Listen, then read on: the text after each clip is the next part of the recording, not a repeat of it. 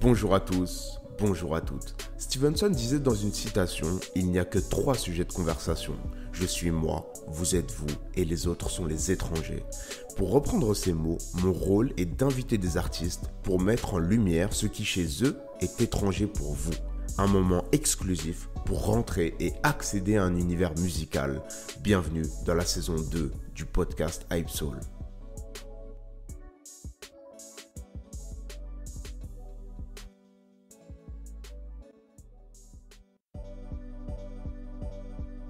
Aujourd'hui, j'ai le plaisir d'accueillir un rappeur originaire de Marseille, Le A. Son premier album, New Jack, sera disponible le 17 décembre 2021. On a pu ensemble revenir sur son parcours d'auditeur, sa carrière musicale, ses influences et bien d'autres sujets.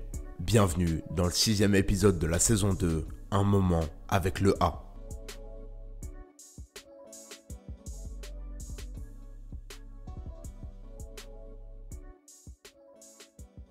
Le A, comment tu vas ? Ça va, frangin, impeccable et toi ? Ça va, super. Aujourd'hui, on se retrouve pour se parler de ton premier album, New Jack, qui sort le 17 décembre. Ouais, c'est ça. Déjà, t'es dans quel état d'esprit là, à l'heure actuelle ? Je te mens pas, je suis impatient, frérot. Je suis très impatient, je suis un peu stressé aussi. Et j'attends de voir les retours, en vrai. C'est tout, j'attends de voir vraiment qu'est-ce qui va ressortir tout ça, là. Qu'est-ce que les auditeurs ils vont me faire passer comme message, tu vois pas. C'est ton premier album, c'était quoi le défi principal en allant au studio ? La vérité, vu que j'étais pas trop présent, déjà la première chose c'était de pas manquer de régaler mes auditeurs, tu vois. Et de faire un album carré, c'est-à-dire que c'est pas une mixtape, c'est un peu plus structuré. Ça s'écoute du premier au dernier morceau, tu vois. C'est calculé pour. Et voilà, c'est différent, le premier album New Jack, frérot. On aura l'occasion d'y revenir dans une autre partie de l'interview. Là, on va faire un gros retour vers le passé. Et on va revenir à tes premiers contacts avec la musique en tant qu'auditeur. Qu'est-ce qu'au début, toi, quand tu étais vraiment beaucoup plus jeune, qu'est-ce que tu écoutais ? Qu'est-ce qu'on t'a fait écouter à la maison, dehors, etc. etc. En général, je te mens pas, moi après mon daron, c'était... Parce que la première personne qui m'a fait écouter de la musique, c'est mon daron, genre sur la route, à la maison et tout. Et c'était du rail et de la musique française, j'avais les anciens, genre les cadors de la musique française, tu vois. Par exemple, frère Gainsbourg, Jacques Brel, Charles Aznavour, tout ça, là, lui, il écoutait que ça. En vrai, Renaud, tu vois, que des grands messieurs, genre, de la musique française. Et du rail, frère. Beaucoup de rail aussi. Beaucoup de Cheb Khaled. Important. Bien sûr. Toi, t'es de quelle origine ? Je suis algérien, frérot. Ah bah, représente, hein, écoute. Tahia Jazair, frérot. Exactement. Et outre justement ce premier contact en tant qu'auditeur, ça a été quoi ton premier contact en tant qu'artiste ? La première fois que tu as écrit un texte, la première fois que tu es allé en studio, etc., etc. Est-ce que tu pourrais me parler de cette époque-là ? Ouais, la première fois, frérot, j'étais en 6e, ça veut dire j'avais 11 ans, je crois. Et j'ai fait un son avec un collègue à la maison, genre Audacity, tout ça à l'époque, c'était nouveau, genre. Et on a sorti ça au collège, frère. Ça veut dire dans le collège, on était des stars, genre on était les premiers qui avaient osé faire ça, tu vois pas. Mais en vrai, j'en ai fait qu'un. Ça veut dire de cette époque-là, là, j'ai plus fait de musique jusqu'à peut-être 18 ans, genre. J'ai pas touché un micro, rien du tout, tu vois. J'ai toujours un peu écrit, j'ai toujours kiffé, j'ai été un grand auditeur, genre, tu vois, j'ai beaucoup écouté de musique. Et plus tard, ça m'est venu plus vers les 17-18 ans, frérot. Et à cette époque-là, comment tu faisais pour créer, par exemple, comme tu disais tout à l'heure, tu as commencé sur Audacity, les petits trucs, etc. J'imagine que après, tu as commencé à aller dans des studios, etc. Est-ce que tu pourrais nous parler comment tu as découvert cet univers-là de la musique ? Comment j'ai découvert cet univers de la musique ? C'était en allant au studio avec des potos, en fait. C'est là qu'en vrai, je me suis remis dans le bain, tu vois. J'ai commencé à rentrer dans des studios, à voir comment ça se passe. Et là, ça m'a trotté dans la tête et rapidement, je m'y suis mis, tu vois. Je suis rentré chez moi, Mob Jeep, que des instruments Mob Jeep. Et ça écrivait que sur ça. Je me filmais, petite caméra, je faisais écouter au poteau, tout. Et après, voilà, doucement, je me suis remis. J'ai plus arrêté après, pendant un petit moment. Et à cette période, t'écoutais quoi, on va dire, en rap tu viens de citer Mobb Deep, en rap francophone comme anglophone, qu'est-ce qui... À l'époque, déjà, t'écoutais sur quoi? Tu sais, j'allais dire qu'est-ce qui passait sur ton iPhone, mais j'ai oublié que c'était une autre époque. Ah ouais, il n'y avait pas d'iPhone. Ouais, c'était les CD, surtout. Franchement, les CD, frérot, c'était... Quand il y avait un CD, c'était que c'était vraiment un artiste qu'on aimait, frère. Bon, je te mens pas, il y avait beaucoup de Rof. Et j'ai écouté quoi? Rof, Sniper, tu vois. L.I.M, Booba. Il y en a trop après. Tu as vu, il y a trop d'anciens. Salif, tu as vu. Desporucci, beaucoup Desporucci aussi. C'était vraiment quelque chose. Les musiques qui nous parlaient, tu vois. Beaucoup de rap français en vrai. Je te mens pas, quand j'étais jeune, c'était plus du rap français. C'est en grandissant qu'on s'est ouvert au rap américain, tu vois. Sinon avant c'était que du 50 Cent, tout ça, tu vois. C'était classique comme tout le monde, tu vois.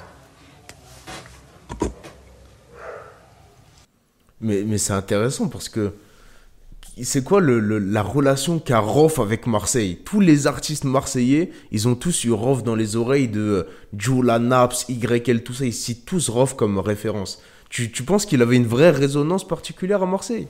Ouais, de fou. Rof, c'est, même à Marseille, c'est quelqu'un depuis toujours. Genre, c'est comme si qu'il était. Parce qu'après, chez nous, il y a une forte communauté comorienne, tu vois. Comme un peu les Algériens, je veux te dire, à Marseille. Et du coup, ça, déjà, premièrement, ça l'a porté. Et en plus, en vrai, Rof, il avait des textes qui nous parlaient trop. Tu vois, il parlait trop bien dans ses musiques. Tu vois, à l'époque. Ça veut dire que ça dépassait Paris, tout ça, ça parlait même plus de Paris, c'était la France, là, direct. Toute la France l'écoutait, Rof. Et nous, à Marseille, beaucoup, beaucoup. Beaucoup écouté, Rof. Est-ce que tu penses que ça a peut-être un rapport avec le fait, et je t'en parlerai tout à l'heure aussi, que Rof, il a toujours été... toute cette école du 9-4, ils ont toujours été très mélancoliques, tu sais, Rof, AP, Kerry. Est-ce que ça... Et on connaît la musique de Marseille comme étant très mélancolique aussi. Est-ce que tu penses que ça a un rapport? Ouais, parce que la musique comme ça, mélancolique, elle était plus dans l'ombre, on va dire. Tu vois? C'était pas forcément celle qui était en tête d'affiche et tout. Ça veut dire que eux, ils ont eu la parole, la grande parole, tu vois. C'est vraiment... Et eux, ils ont ramené ça en tête d'affiche, tu vois. Ça veut dire que ça a choqué tout le monde. Genre, tout le monde attendait ça. Tu vois, d'entendre vraiment la street. Tu vois, il n'y en avait pas beaucoup. Tu vois, à l'époque, c'était varié, tu vois.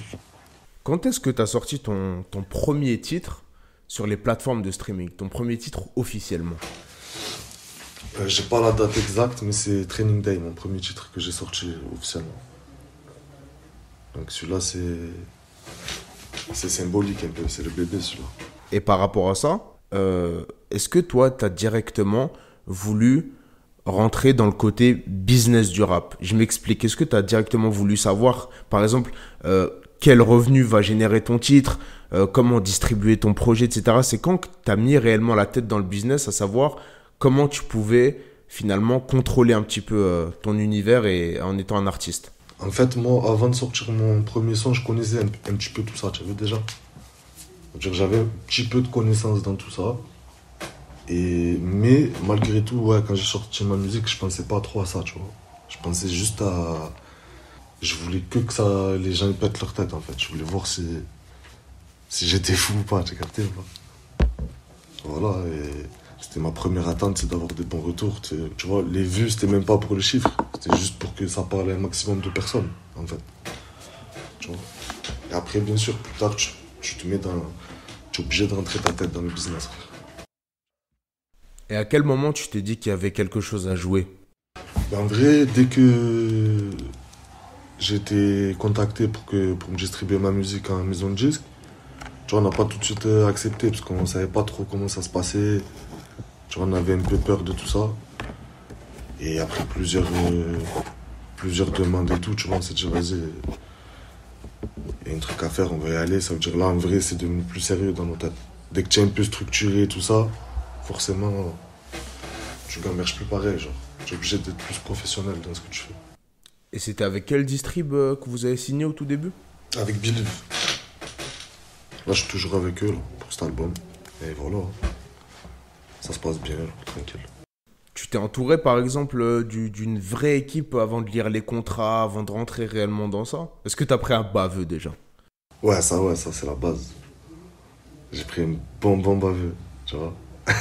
Si tu veux savoir. Mais après, entouré, pas forcément, tu vois.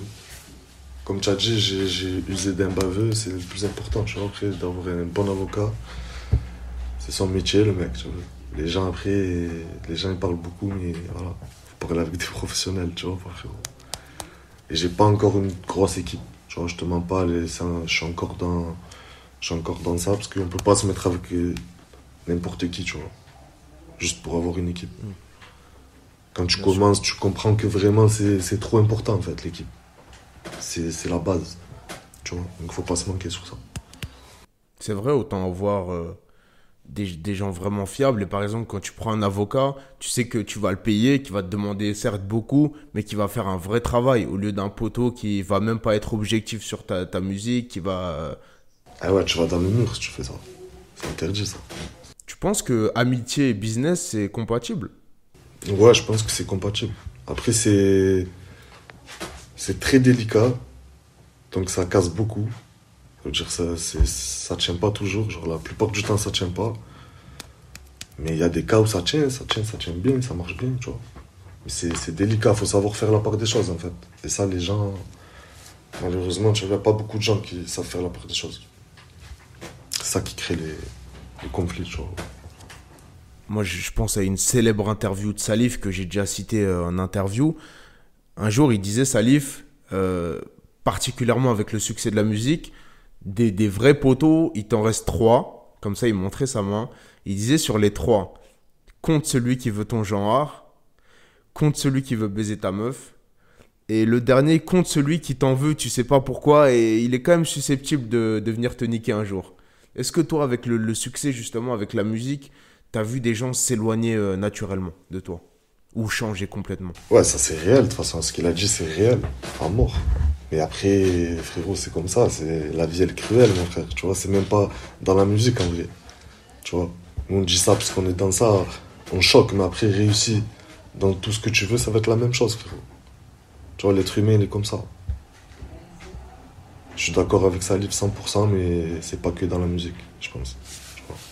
Tu parlais tout à l'heure du projet Insomnie, qui est une mixtape que tu as sortie et que tu as réédité avec La Face Cachée. Quel retour tu fais après avoir sorti ces projets? Est-ce que tu as des retours purement positifs? Et surtout, qu'est-ce que ça a avancé dans ta tête? Qu'est-ce que ça a créé pour que tu rentres en studio pour créer le premier album New Jack? Qu'est-ce que tu as retenu de ces projets-là?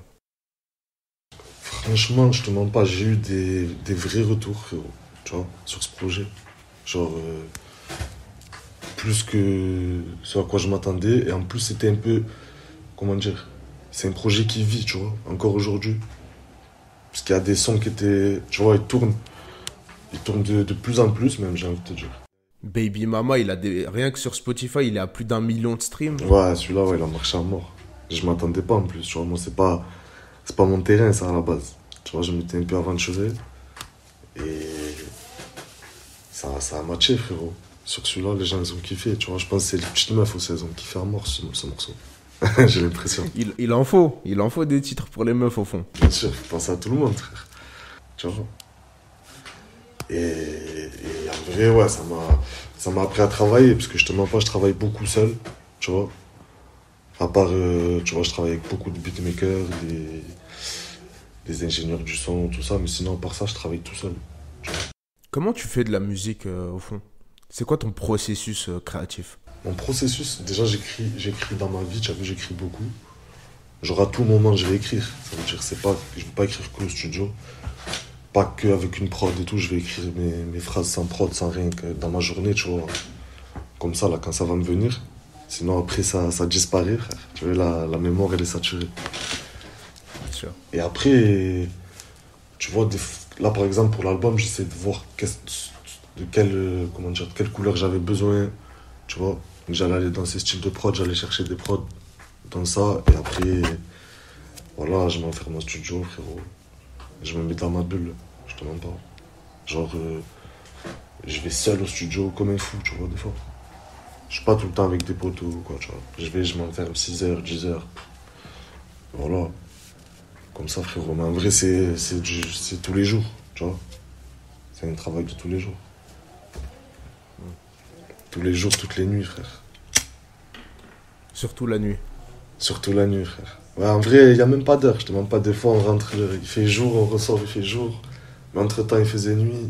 On comprend plus rien. C'est vrai.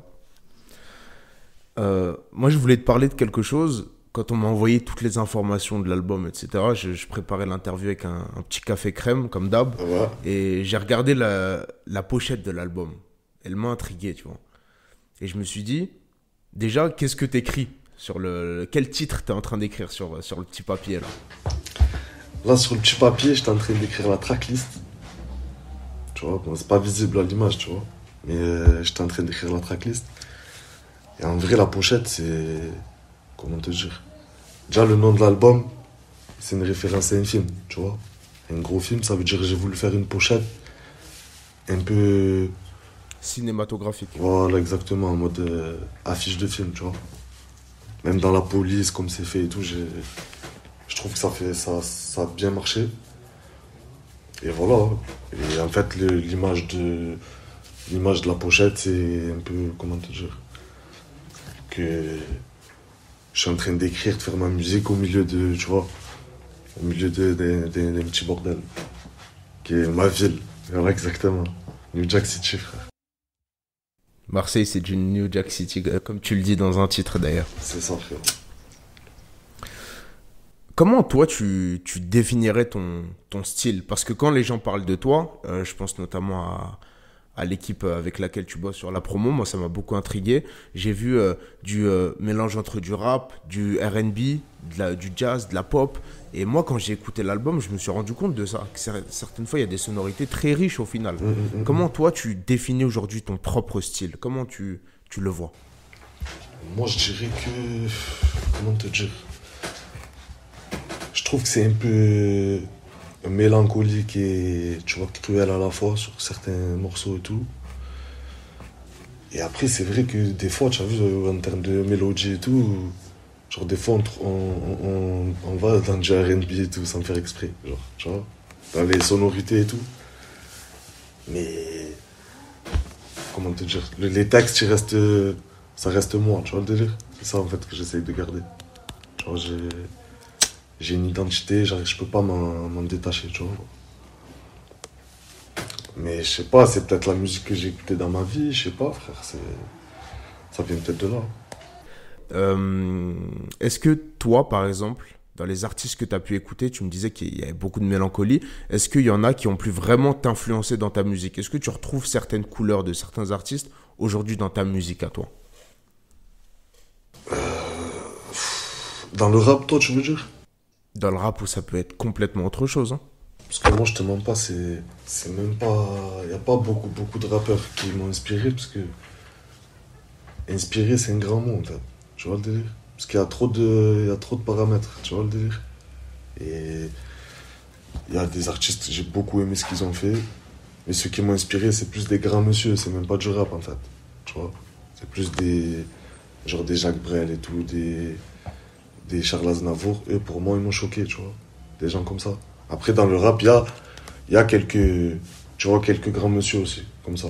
Tu vois, il y a Laura Luciano, tu vois, il y a des mecs comme ça, c'est pareil.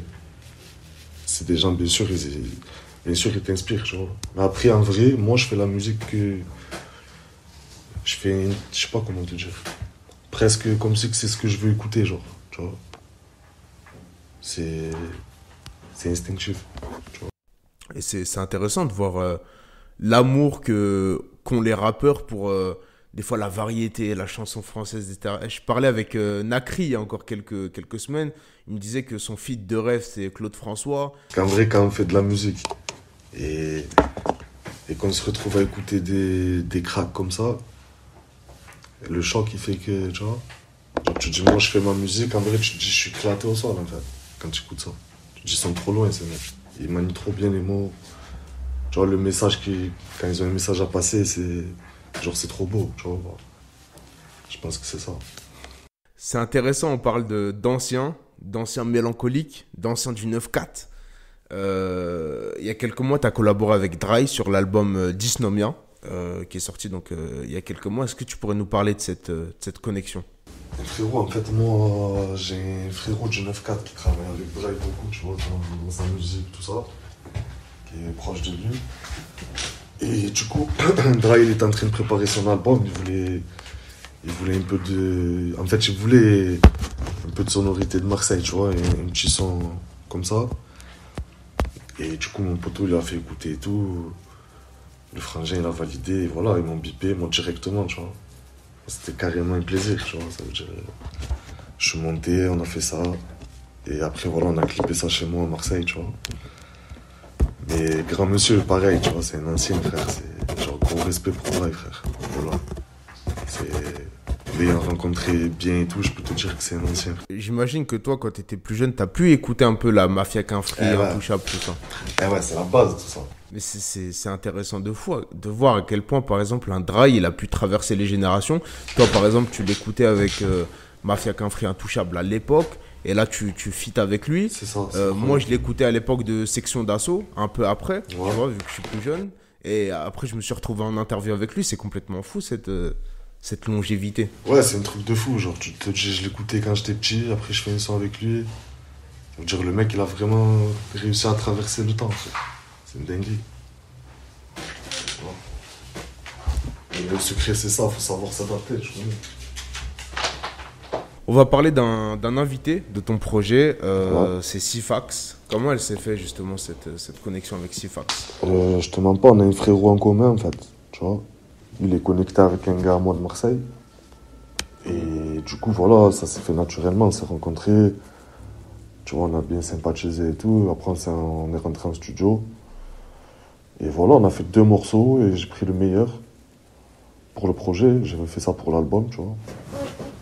Et c'est carré, bon gars, Sifax. C'est vrai que cet album, pour parler un peu des invités, on va parler de quelques-uns. DAEUZI, pareil, comme Sifax, la rue en personne, tout le temps la rue. Comment elle s'est faite cette rencontre avec DAEUZI jusqu'à ce morceau? En vrai, DAEUZI, moi je l'avais invité quand j'avais fait ma release party pour Insomnie. Tu vois, il y a 2 ans. Ça veut dire on s'est rencontrés déjà là-bas, on a fait vite fait connaissance, tu vois.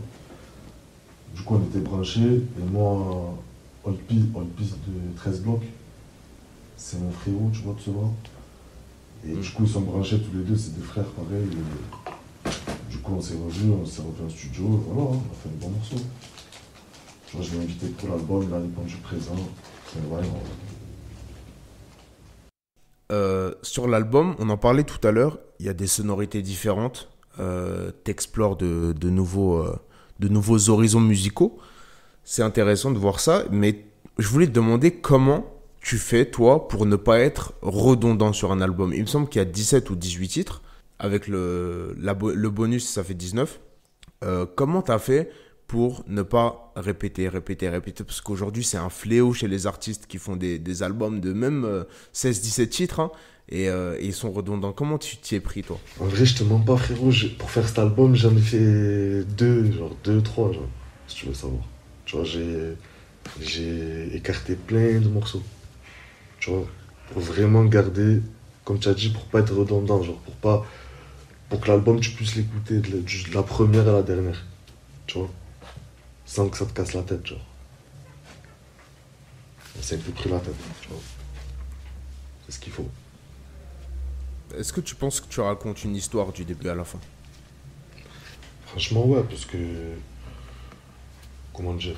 Les prods, tu vois, elles changent beaucoup.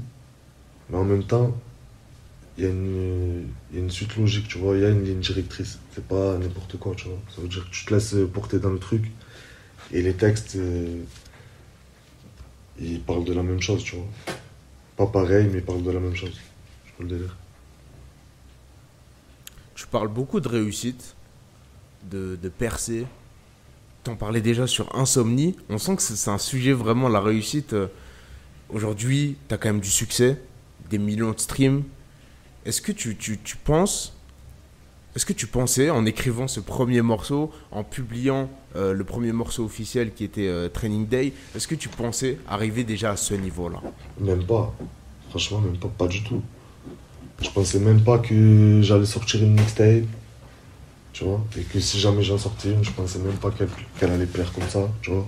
Qu'elle allait être validée comme ça. Ça veut dire pas du tout, en vrai. Genre, tu sais pas, en fait, au début.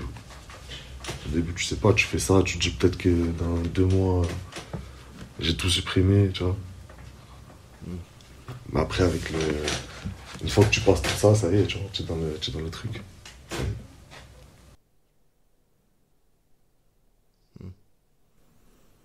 Il y a un morceau que j'ai beaucoup aimé sur le projet. On parlait tout à l'heure de musique française, de variété, des grands monsieur de la chanson. Moi, je te retrouve un peu dans ce type de morceau. C'est le featuring avec Mira. C'est, je pense, une prise de risque quand même de ta part. Est-ce que tu peux me parler de la conception de ce morceau? Je l'ai beaucoup aimé personnellement. La vérité, la conception, ça s'est fait en 2 heures, tu vois, ce morceau. Genre, on a fait une prod sur place, on a écrit sur place, on a posé directement, genre tout s'est fait d'un coup. Et je sais pas frérot, en vrai Mira déjà elle est trop forte. Elle a un talent de fou, elle a une voix de fou. Et comment dire, moi j'aime pas, mais on va dire j'ai pas trop dans ma playlist j'ai pas trop de meufs françaises, tu vois, qui me parlent, genre, tu vois, que je kiffe écouter. Mais elle, ouais, tu vois, j'ai kiffé. Ça veut dire, on avait un contact en commun, tu vois. Et on l'a bipé, elle est venue et on a fait un vrai morceau. Comme je t'ai dit, en 2 heures, un tac-tac, frère. Elle fait des prods, tout, tu vois, avec son gars Mazout. Pareil, Mazout, gros beatmaker, très très fort. Et t'as quoi dans ta playlist justement en termes de rap ou autre en ce moment-là? En ce moment-là, franchement, je te mens pas, là avec l'album, je viens de tout rendre mes mix, tout finir, tu sais, à la dernière minute. Ça veut dire là, j'écoutais que ça, là. Pendant les derniers temps, là, j'avais que ça dans le crâne, j'en peux plus, frère. Ça veut dire... Sinon, j'écoute un peu ce qui se fait en France, tu vois, tout ce qui sort et tout, j'écoute. Mais rap américain, sinon j'écoute du Leader, du King Von en ce moment. Et voilà, faut... Il y a quelques semaines, il y a tout pile un mois, j'étais sur un bateau avec Timal et je lui parlais de l'outro de son album. Il a sorti un album et l'outro, justement, le dernier morceau, il était ultra intéressant. Et il me disait que c'était important pour lui que l'outro, justement, soit touchante et que c'est un morceau qu'il faut particulièrement travailler. Moi, je l'ai ressenti en écoutant Les Ténèbres, qui est justement le dernier morceau de ton album. Est-ce que c'était une volonté pour toi de créer une vraie outro? Parce qu'aujourd'hui, il y a deux écoles. Il y a les artistes qui privilégient encore ce côté-là, outro, important, touchante, et les autres, pour qui c'est un titre comme un autre dans l'album. Toi, t'es plutôt de quelle école? Et comment elle s'est faite, cette outro? Moi, en vrai, ce morceau, je l'ai fait sans me dire que c'était l'outro. Genre, je suis pas allé au studio faire une outro, genre. Mais après, quand j'ai fait la tracklist et tout, c'était évident, genre, que c'était ça, là, tu vois. Ça m'a semblé évident. Tu vois, comme tu as dit, c'est vrai que... Moi, j'avais pas vu les choses comme ça, c'était plus musicalement, tu vois. Moi, à mon oreille, il fallait que ça soit ça. Mais après, c'est vrai que, pareil, c'est un morceau un petit peu... Il y a un petit côté touchant aussi. Ça veut dire... c'est vrai, c'est réel, c'est ça qu'il faut, tu vois, à la fin. Après, tout dépend de la musique que tu fais, tu vois. Si tu fais de la musique dansante, c'est pas pareil. Je sais que c'est compliqué, mais est-ce que t'as un morceau, toi, préféré sur le projet? Généralement, les artistes, ils aiment pas répondre à cette question. C'est Gigi, c'est GG, tu vois. Celle-là, pour moi, ouais, c'est ma préférée, c'est une des dernières que j'ai faites. Ça veut dire aussi, je l'ai moins écoutée que les autres. Ça veut dire que ça joue aussi. Elle est plus fraîche. Elle est plus fraîche. Mais je le kiffe ce soir. Pour finir, j'ai ma question personnelle, originale. Yes. C'est une mise en situation, c'est la collaboration de rêve. Est-ce que toi déjà... Pourquoi tu rigoles? Là, vas-y, dis-moi ça.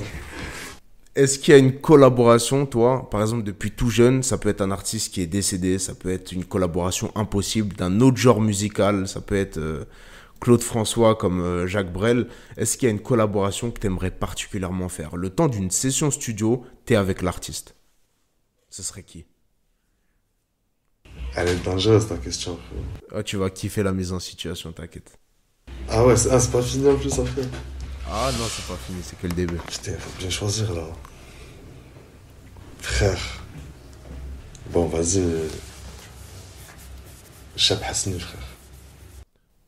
Un choix incroyable et ça a jamais été fait en interview. Je l'ai posé à des dizaines d'artistes, ça a jamais été fait.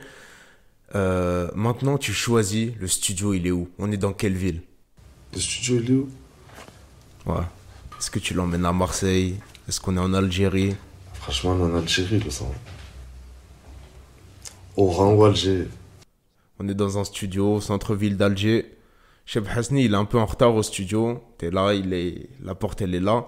Il vient et il a faim. Tu vois, il y a des restaurateurs au studio en mode. Et lui, il vient, il a faim. C'est toi qui choisis. Qu'est-ce que tu commandes au restaurateur pour qu'ils lui font? Putain, qu'est-ce que je peux lui commander à Cheb Hasni? Il faut le mettre bien, Cheb Hasni, le sang. Mais là, tu m'as posé une colle de fou, le sang. Déjà, l'artiste plus ça, c'est trop chaud, frère. Attends. Et c'est pas fini, hein? Ah, c'est pas fini.